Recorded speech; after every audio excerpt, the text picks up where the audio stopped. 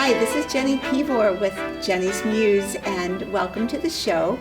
Today I'm going to be talking about composing a life, and I have my special guest, Mr. Darcy, here, and you'll really understand the significance of his visit when we go along.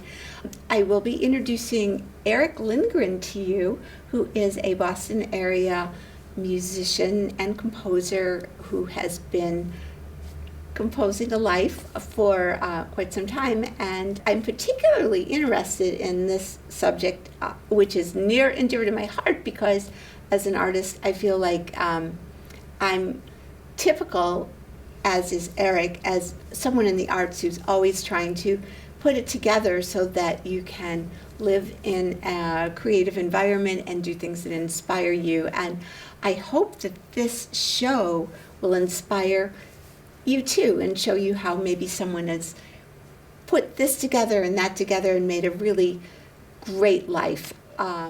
So thank you again for joining us, and here we go. Here's Erik. Welcome, Erik. Hey, hi Jenny. This Hi. is fun to be here. Well, it's fun to be here. So, Erik, you have been thinking of, you were thinking of a musical career from the time you were in high school, right? It was just something that you always decided that you would be. Well, music was something, my two other brothers and I all took piano lessons, and it really stuck with me. I probably started when I was 4 or 5, and this was back in Pennsylvania, Harrisburg, Pennsylvania area. And then I really just stuck with piano, and I think my first composition I did was a piece called In Night and Day, and it was just banging on the low part of the piano, and then it was banging on the high part of the piano. It was just pure chaos, but I think that might have been my first composition. Really? So when you were trained as a pianist, you were obviously learning other people's music to play. So who were some of your favorites, and when did you decide that you would start writing your own? I started doing traditional repertoire. I was doing Mozart, I was doing a lot of Scarlatti. I did Beethoven. I remember playing Beethoven Sonata 109. And then I started working on some very challenging pieces, like the Ives, one of the Ives sonatas. I started really clicking with French music. I know my music teachers introduced me to Debussy and Ravel, and especially Erik Satie, who is someone that I kind of discovered on my own. And I think in 10th grade, I had read 2 biographies on Erik Satie, who, is a minor composer in some ways, but he's very, very major, I think, with his musical message. So maybe you'll show us some of his music later. Sure. So I've heard your concerts, and you actually take his music, and now are those your own arrangements of his music that you do? Because I know you do some of his music today. The group that I perform out with these days, called the Bespoke Consort, which is a quartet with flute, vibraphone, cello, and I do piano. It's a thrill for me because I get to do all the arrangements.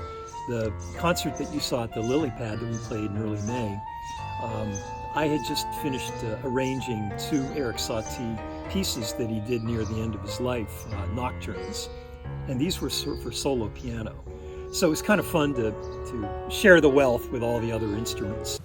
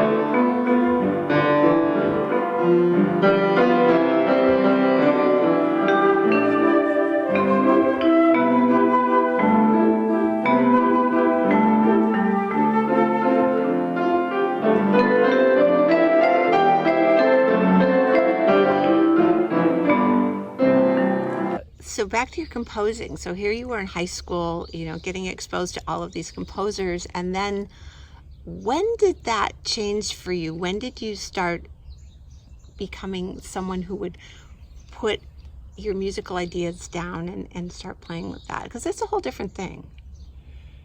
Yeah, I think when I was in Pennsylvania, before I had gone away to a secondary school in 10th grade, I went to Mount Herman, now called Northfield Mount Herman in Western Mass.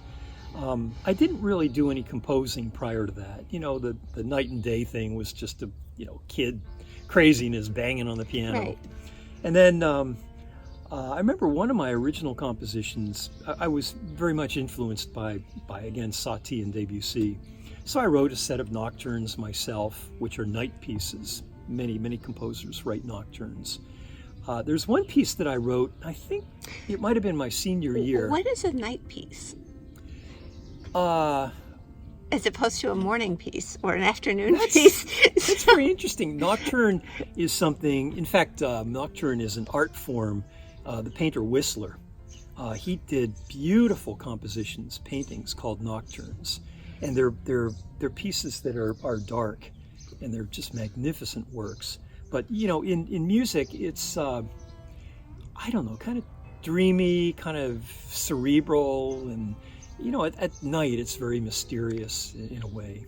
Okay, so it's a certain kind of sound. It's something kind of restful, maybe. Meditative, mellow, and well. For instance, Gabriel Fauré, the wonderful French composer. I'm currently working on one of his nocturnes, Nocturne number 4 for piano. And they're just, you play them and they're transcendental. They transport you to different places. It's very different than the storm and strength that you get with Beethoven or Bach, the beautiful architecture. These are just very free pieces. Well, I love Debussy, I think. Yeah. I don't know if those are nocturnes, but to me, his music has that kind of sound, just it is magical. A very impressionable student, in high school, prep school. I was also very much influenced by Chopin, and the same thing with Debussy. I used to play a lot of the Debussy preludes, and I remember I wrote some preludes, which aren't necessarily very imaginative, but I wrote preludes and I wrote nocturnes, which is kind of coming out of the French tradition. Here's a little excerpt from Erik Satie's Nocturne number 1 from 1919.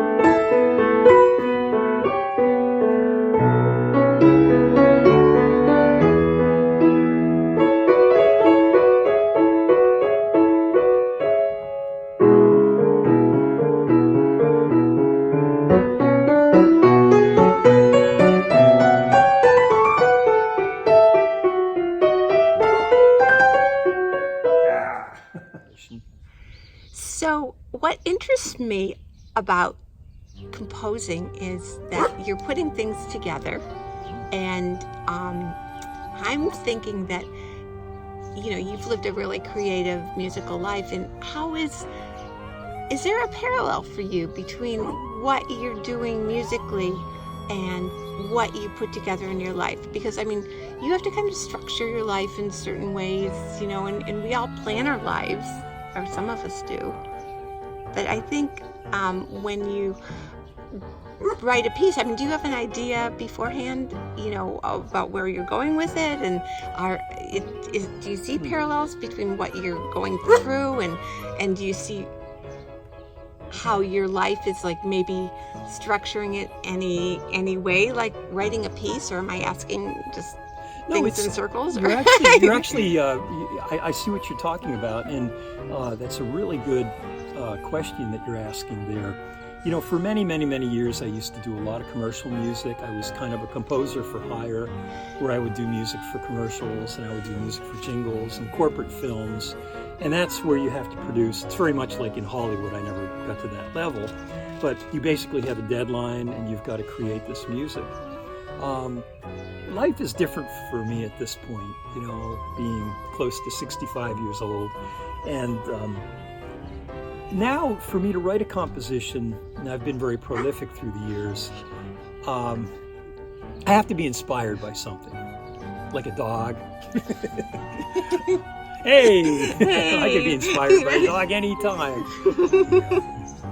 But for instance, I recently, about a year and a half ago, I discovered this word that I had never heard of called Weltschmerz, Weltschmerz.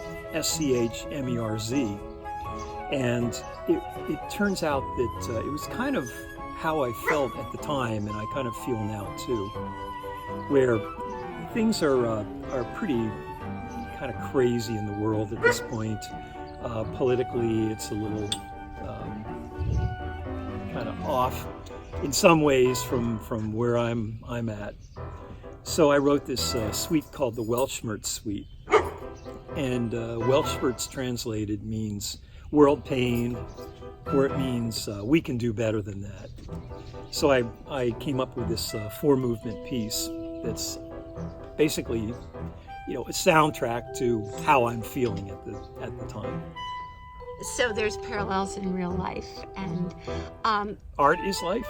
Art is life, and I'm really glad that you're doing that piece. So maybe you'll play a little bit of that. Okay. Yeah, and kind of mixing two elements. I wrote 4 movements, and most of them are dance movements, which is kind of ironic. Here's this piece, and I just wanted to create beautiful but very depressing music, because I think I'm feeling a lot of world pain at this point. Yeah. So I wrote actually a Weltschmerz gymnopede, and Erik SATV wrote his 3 gymnopeds. So they're kind of waltzes. So I kind of mixed 2 elements, my influence of French music with the discovery of this new word and this new concept. Here's a short little excerpt from a new piece that I wrote, the Weltschmerz gymnopede, paying homage to Erik SATV.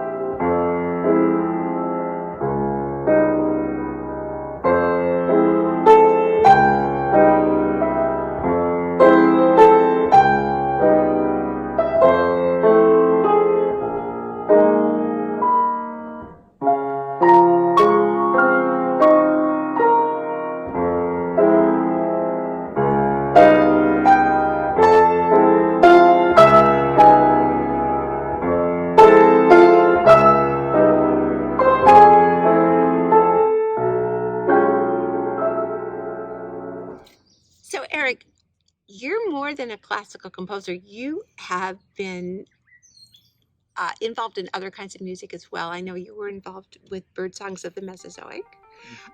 Can you talk about that and what your part was? And is that a composing thing for you? And what's that like for a classical composer? It's interesting because the group that I've had for over 35 years, and by the way, we're still together. We've never officially broken up, so we may rise again from the phoenix or the pterodactyl. Yeah, or at the phoenix, right? Or at the phoenix, or at the phoenix, yeah. But a large chunk of my life was involved with this quartet called Bird Songs of the Mesozoic. And it's our descriptions were we were the hardest rocking chamber music quartet. And another one that I think the Boston Globe coined was punk, jazz, classical, car wreck music. And, they're both kind of appropriate in some ways. But it was, it's a quartet, electrified. The original Bird Songs had 3 keyboards, guitar, and then we used a drum machine along with acoustic percussion. And we started as a project in about 1980. And then we got a recording contract. One of the members, in fact, 2 of the members were in a group called Mission of Burma. It was kind of well known here in the Boston area. So we immediately were kind of propelled out, and we had this, thing about us, and we were all instrumental, so we were very different than most groups. But we did much touring and much recording. I think we maybe have 11 releases that we did in about 3 decades.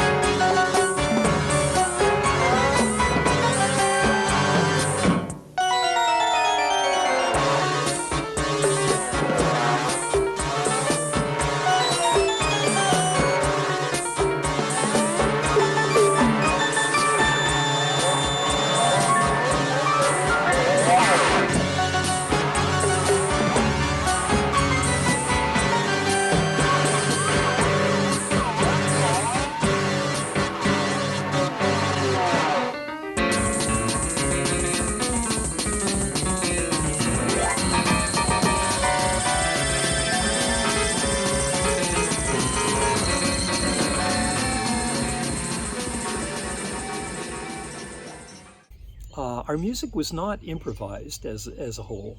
It was all scored out. I always like to think of it as souped up chamber music, but we had different phases of the group. But one of the signature pieces that we used to do was Roger Miller, the original pianist of the group. He did an 8-minute arrangement of Stravinsky's Rite of Spring. And that had kind of the energy and the angst that we had, and it really kicked.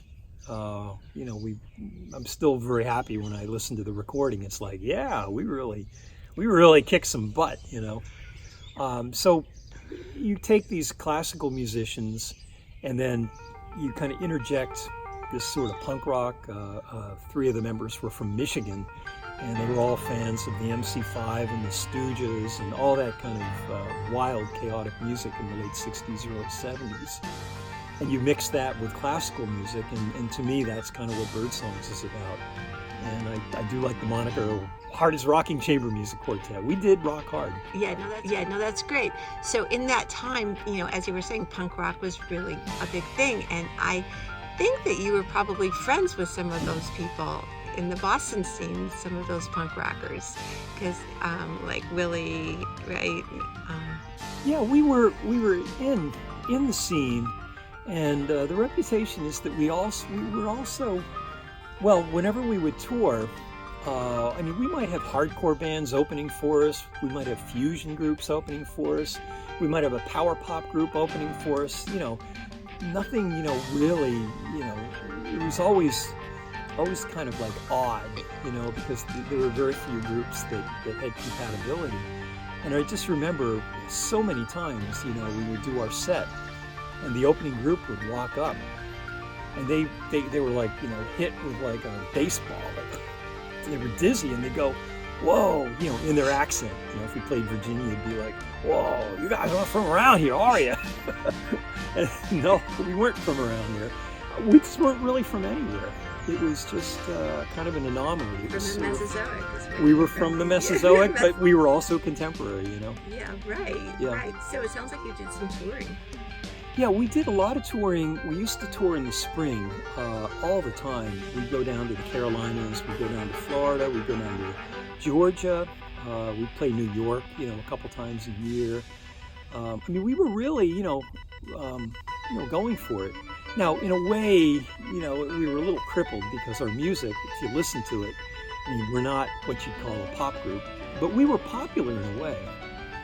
We actually had, I think, the #1 song in WFNX, or one of it might have been the #1 song, now that I think about it, for a local artist. There was a piece called Scenes from a ...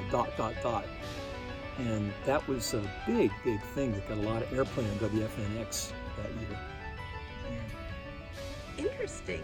So besides all of that, you put together a record company, a record label, didn't you not? Called Arf Arf? Well, Jenny, I have to admit, yes. So you've been a busy boy. Well, so what's Arf Arf all about? Well, you have to realize I'm probably one of the only people that you'll interview that has never had a straight job. So I've always had to come up with ways and sources of income and stuff like that. So I've always been self-employed. And being in the music industry, I'm a big fan of records. I'm a big record collector. I love records. I love music. I like collecting. So over the years, I thought, well, let me start my own record company, So in about 80, I started paying homage to dogs and my love of dogs. I started Arf Arf Records. And for about 10 years, what I was doing is I was producing a lot of local groups, a lot of projects that I was involved with, and we were releasing a lot of vinyl. I think we released maybe 3 dozen vinyl artifacts, 45s, wow, LPs, and EPs. And then I had a change of heart about 90, 91, and I decided what I wanted to do then was being a collector, and I sort of, I'm a collector. I'm sort of like a horse with blinders on. I love to collect music from the Beatle era, but rather than being the top 40 of every era or year or something, I like to refer to it as the bottom 5,000 or the bottom 10,000. I love to collect, bands that would release obscure local records. They were trying to be big stars, but, the odds were against them. So I've got probably 10,000 7-inch 45 RPM records in my collection and probably 5,000 LPs. And they all kind of come from that era, the 60s, during the Beatle era. So what I decided to do is morph my record company that was working with new talent at the time in the 80s. I thought, let me do a total detour and let me just do a whole different tack. And what I did was I started reissuing old music from the 60s. And at that time, CDs were kind of coming into their own. And still to this day, I love the CD format because it's a shiny silver disc. You can put up to about 80 minutes of music on it. And if you're running an archival label, I was reissuing a lot of obscure music from the 60s. The bands were long gone, but the music still lived on. I thought that I'd like to try to give it a second chance. So. That's so cool. But what about today with Spotify and some of the music streaming stations that people subscribe to? I mean, how does that affect music like that? Is that all lost? Oddly enough, maybe 10 years ago, maybe longer, there was a real vinyl resurgence. LPs had been replaced by CDs. But then, a younger generation, they really wanted to get into vinyl. And at this point, vinyl way outsells CDs. So you're now in this whole new era, and CDs aren't selling what they used to. But the thing that I did is when I made these archival historical packages, like, I documented this band from Minnesota called Litter, and they were sort of the Yardbirds of Minneapolis. And they had some local success, and they got, a bunch of records and a couple albums, and I reissued them. But rather than just reissuing the music, I took great pain and concerns to make the booklets big and thick with lots of pictures, and they're kind of like Library of Congress editions. So I think back then I had the foresight realizing that, the music may be, I didn't conceive that things would be downloaded at that time, but I just thought, let me make really nice packages.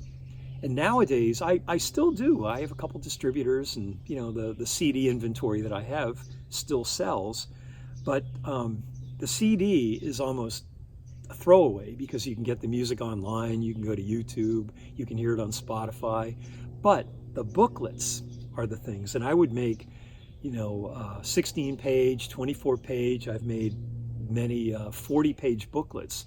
So when you spend $14 for an ARF CD, you're actually getting the booklet. And oh yeah, we'll throw in a CD while we're at it too. So, I view it as historical, archival stuff. Well, that's pretty cool. Yeah. And they still do sell. I mean, the market has certainly dwindled. So if someone wanted to find you to check out your inventory to see, what you have, it would be at arfarf.com, is that right? It's www.arfarf.com. arfarfrecords.com. Arf Records. Okay. Okay. Yeah. And do you have any way that people can hear samples on the Yeah, website? on a lot of the CDs we have sound samples, but at this point the sound samples are kind of antiquated, so you can Well, actually the go to music's YouTube. antiquated, right? Well, hey, what's wrong with that, you know? But yeah, you can go to YouTube and you can pretty much hear everything. Over the years, people have ripped CDs to YouTube. So, I mean, if you want to hear any album, Arf record or Columbia record, or you want to hear the best of Bruce Springsteen or anything, you just go to YouTube and it's there. It's kind of amazing. And you know, the artist does get a teeny percentage of that. But, you know, it's, yeah. So I was at a concert of yours a month or so ago, and there was a guy from a band, one of those bands, and he just happened to be there, and I forget the name of. That was Tony Thompson from the Rising Storm. Right, and so I'd never heard of him or the band, but he sang the song, and it was really very special. And so I went back and looked him up on YouTube, and there was in fact a video of, you know, them back in the day. Yeah. And so I got to hear it, and so that's a pretty cool thing.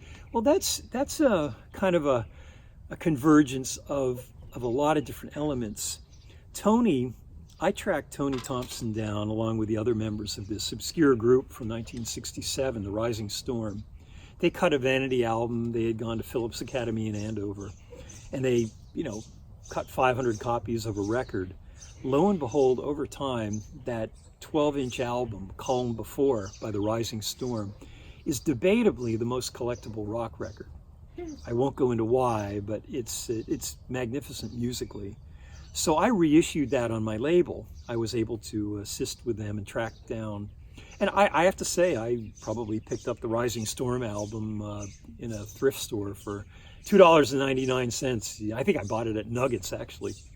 And, you know, I bought it in the late 70s, and it didn't have the value. But, you know, there's something where I reissued this obscure 60s album, which currently goes for $5,000 to $6,000. Well, it's like, you know, Roger Clemens, you know, when someone says, how can he be worth, you know, $20 million a year or something like that?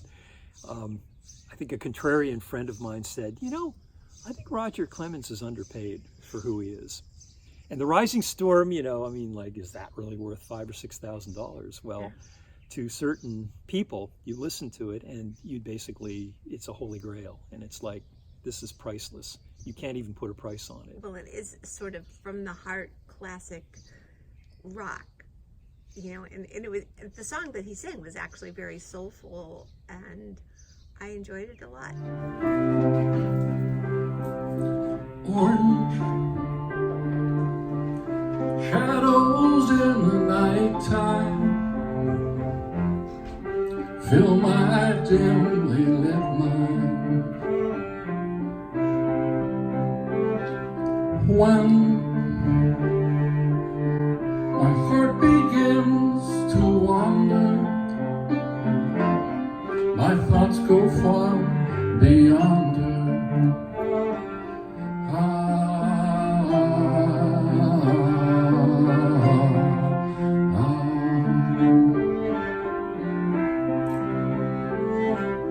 I thought that I could love her, but then I couldn't.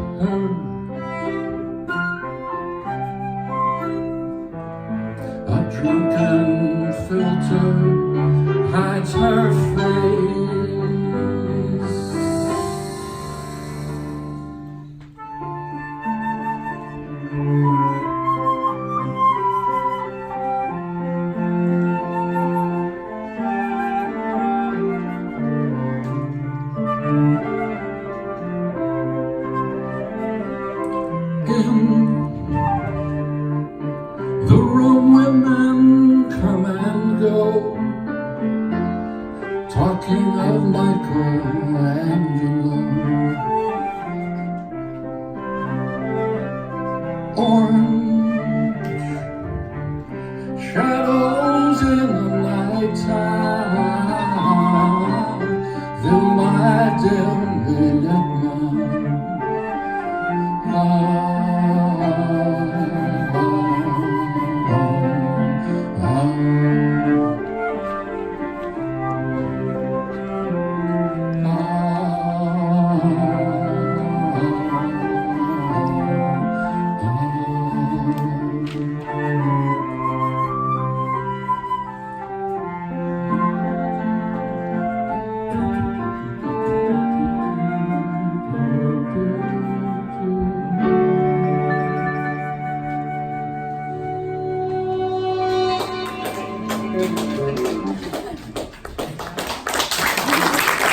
Thank you.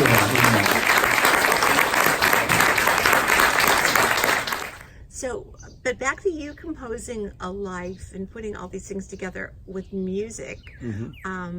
You also are a record collector, and so that's a good segue into that. So that's a whole other business, isn't it? Yeah, I guess if you want to departmentalize what I do, I run a recording studio. I'm not that actively involved with it these days, but the studio still goes on. I call that Sounds Interesting.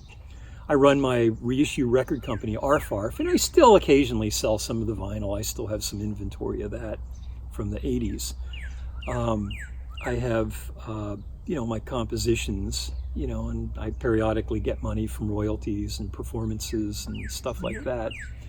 And I'm also, a record collector. And, the music that I started collecting and the real prize sound in my record collection is 60s garage or psychedelic or 60s punk rock, and I just focus one era.